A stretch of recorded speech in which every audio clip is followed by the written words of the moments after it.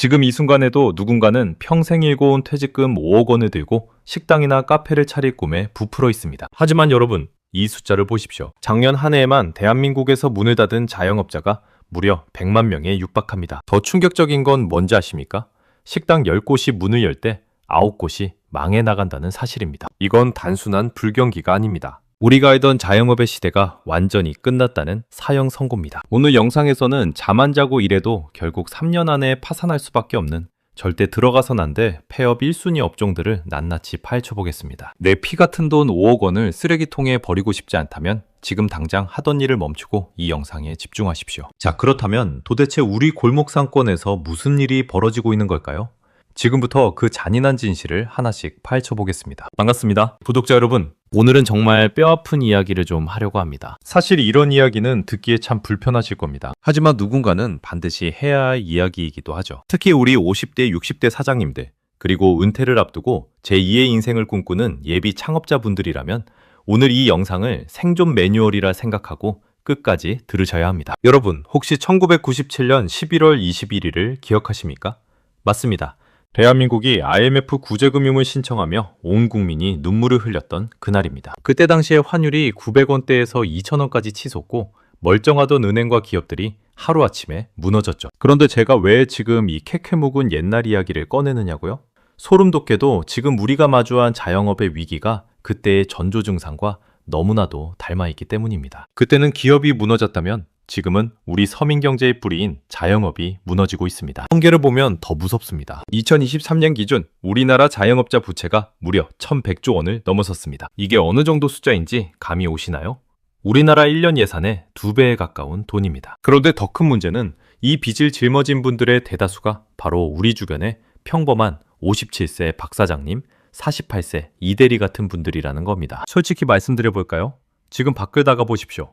목 좋은 사거리마다 임대문이라는 4글자가 적힌 종이가 다닥다닥 붙어 있습니다. 예전 같으면 권리금만 2억, 3억 원씩 하던 자리들이 지금은 무권리로 나와도 들어오겠다는 사람이 없습니다. 이건 단순히 경기가 조금 안 좋아서가 아닙니다. 대한민국 자영업의 구조 자체가 완전히 박살났다는 신호입니다. 자, 그럼 지금부터 왜 우리가 알던 그 익숙한 업종들이 폐업 1순위로 내몰리고 있는지 그 구체적인 징후 5가지를 하나씩 짚어보겠습니다. 첫 번째 징후는 바로 인건비의 역습입니다. 아니, 최저임금이 오르는 게 하루 이틀 일이냐고 반문하실 수 있습니다. 하지만 지금은 차원이 다릅니다. 2026년 현재 최저임금은 이미 만원 시대를 훌쩍 넘겼습니다. 여기에 주유수당까지 더하면 사장님들이 실제로 부담해야 하는 시급은 사실상 13,000원에 육박합니다. 예를 들어 볼까요?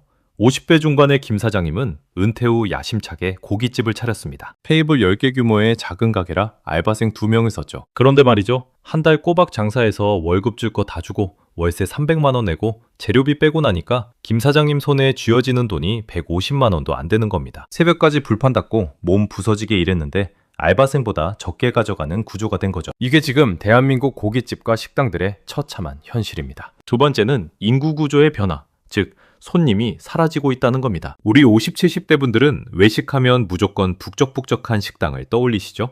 하지만 지금 젊은 세대들은 어떻습니까?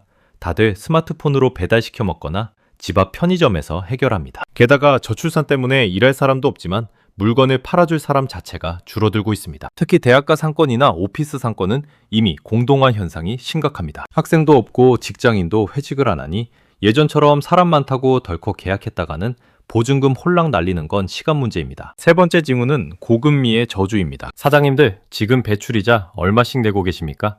2020년만 해도 2%, 3% 하던 대출금리가 지금은 5%, 6%를 우습게 넘깁니다. 5억 원 대출받아서 가게 차린 40대 박사장님 사례를 들어볼까요?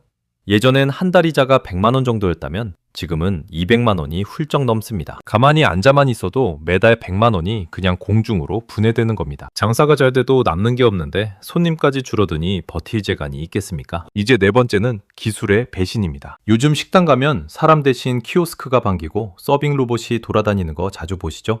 대형 프랜차이즈나 자본력 있는 곳들은 이렇게 자동화로 인건비를 아끼며 살아남습니다. 하지만 우리 영세 사장님들은 어떻습니까? 수천만 원 하는 기계에 들여놓을 돈도 없고 기계 쓰기도 서툽니다. 결국 가격 경쟁력에서 밀리고 서비스 속도에서 밀리면서 자연스럽게 도태되는 겁니다. 마지막 5번째 징후는 바로 소비 트렌드의 완전한 실종입니다. 예전에는 유행하는 업종 하나 잡으면 몇 년은 먹고 살았습니다. 탕후루, 대만 카스테라, 저가 커피 기억나시죠? 그런데 지금은 그 주기가 6개월도 안 됩니다.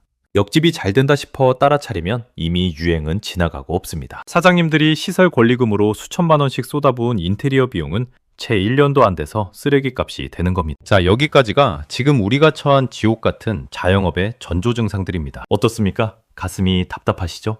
하지만 여기서 멈추면 안 됩니다. 진짜 중요한 건 그래서 어떤 업종이 먼저 무너지느냐, 그리고 우리는 어떻게 내 재산을 지켜야 하느냐입니다. 지금부터는 실제 데이터를 기반으로 3년 안에 90%가 사라질 수밖에 없는 절대금지 업종 3가지를 더 구체적으로 분석해 드릴 겁니다. 그리고 그 위기 속에서도 살아남는 사람들의 비밀 전략까지 모두 공개하겠습니다. 앞서 말씀드린 5가지 징후들이 톱니바퀴처럼 맞물리며 우리 자영업자들을 벼랑 끝으로 몰아넣고 있습니다. 자, 그렇다면 이제부터는 더 냉정해져야 합니다. 도대체 어떤 업종들이 이 거대한 몰락의 파도에서 가장 먼저 휩쓸려 나갈까요?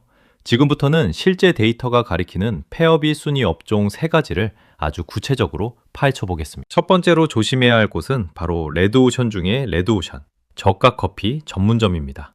아마 길을 걷다 보면 한 건물 건너 하나씩 있는 게 카페일 겁니다. 우리 사장님들은 생각하시죠? 기술 없어도 되고 깨끗하고 사람들도 매일 마시니까 안전할 거라고요. 하지만 실상은 전혀 다릅니다. 저가 커피 한 잔에 1,500원입니다. 여기서 원두값, 컵값, 빨대값 다 빼고 나면 사장님 손에 남는 돈은 고작 몇백 원 수준입니다. 임대료 300만 원을 내려면 한 달에 커피를 몇 잔 팔아야 할까요?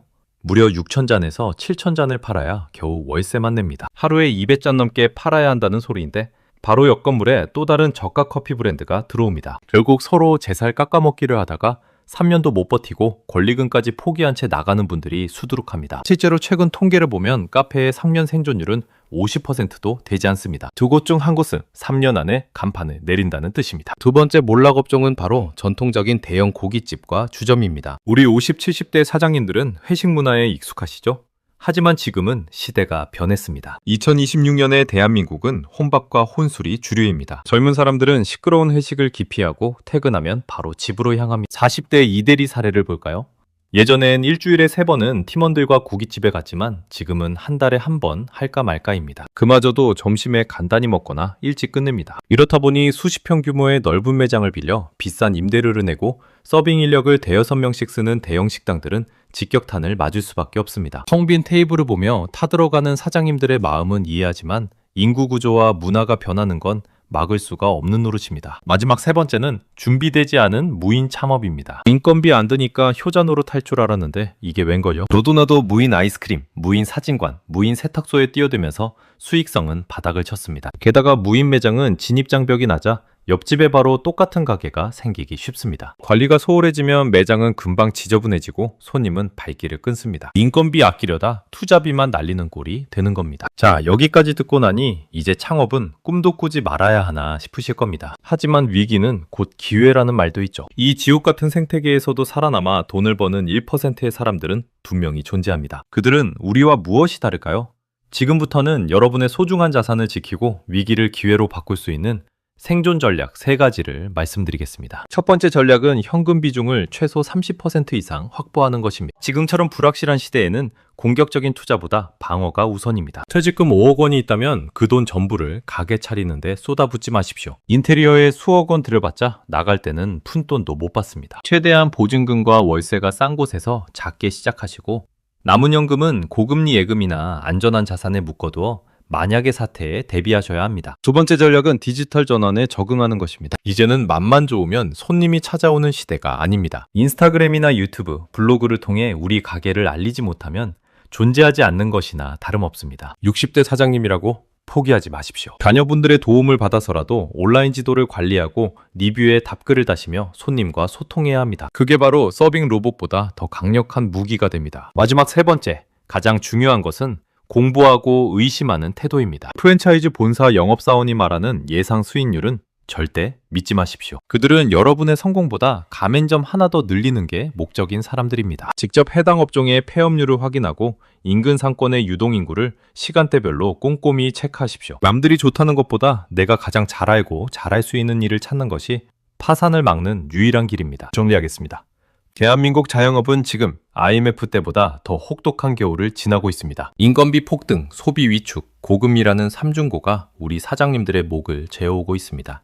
하지만 기억하십시오. 위기는 준비되지 않은 자를 삼키지만 준비한 자에게는 가장 큰 성장의 발판이 됩니다. 오늘 제가 말씀드린 폐업 징후들과 생존 전략들을 가슴 깊이 새기십시오. 지금 당장 여러분의 자산 포트폴리오를 점검하고 혹시나 유행에 휩쓸려 무리한 투자를 계획하고 있지는 않은지 되돌아보시길 바랍니다. 여러분의 소중한 은퇴자금과 피땀 어린 노력은 보호받아야 마땅합니다. 제가 오늘 드린 이 쓴소리가 누군가에게는 인생을 바꾸는 터닝 포인트가 되기를 간절히 바랍니다. 오늘 영상이 도움이 되셨다면 구독과 좋아요 부탁드립니다. 더 깊이 있는 분석과 생생한 경제 정보로 다시 찾아뵙겠습니다. 끝까지 시청해주셔서 감사합니다.